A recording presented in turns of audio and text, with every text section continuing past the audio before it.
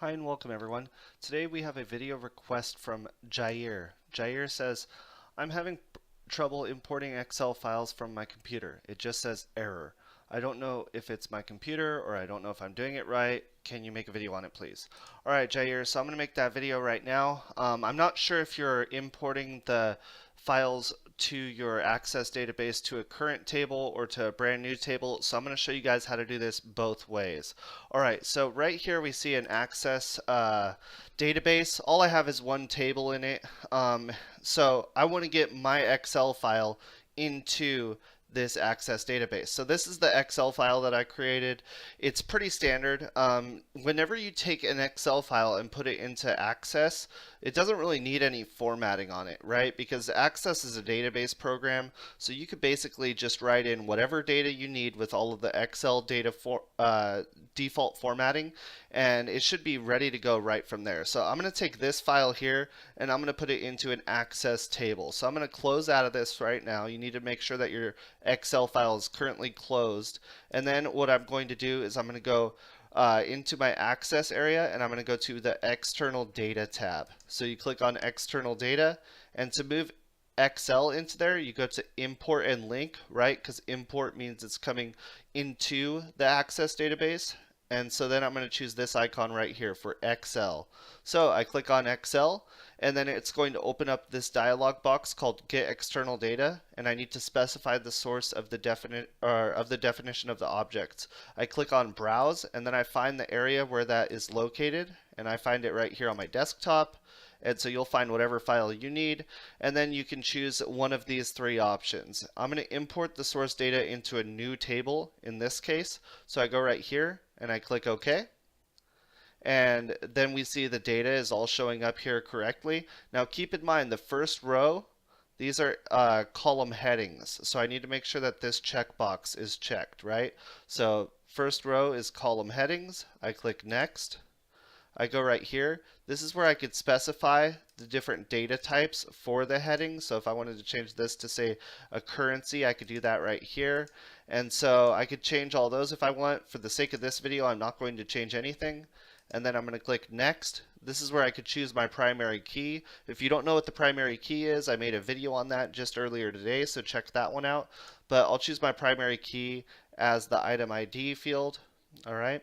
And then I'll click Next. And then this is where I can call it a name. I'll just call it inventory, and then I'll click Finish. Alright, so then it'll ask me, do I want to save the import steps? I'm not going to save them in this case, and I'll click on Close. And then we'll see right over here, inventory has now appeared. Alright, good. So let's say I open this up, I see all 14 rows of data. That right there is how you import to Microsoft Excel.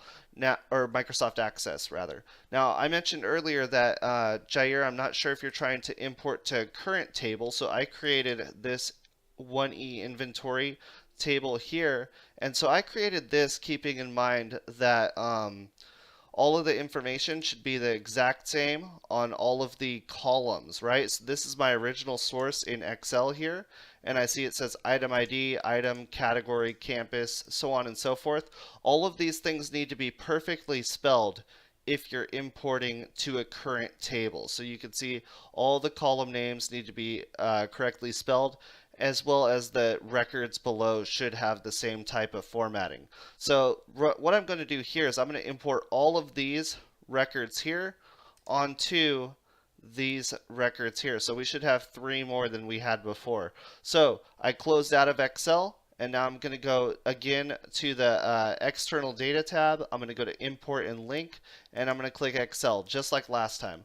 I'm going to find the file in the same spot as last time. I'll double click it, and then I'll go right here to append this time. And this time I'm going to move it to the 1E inventory table, the one I just showed you. It's right here and it's open.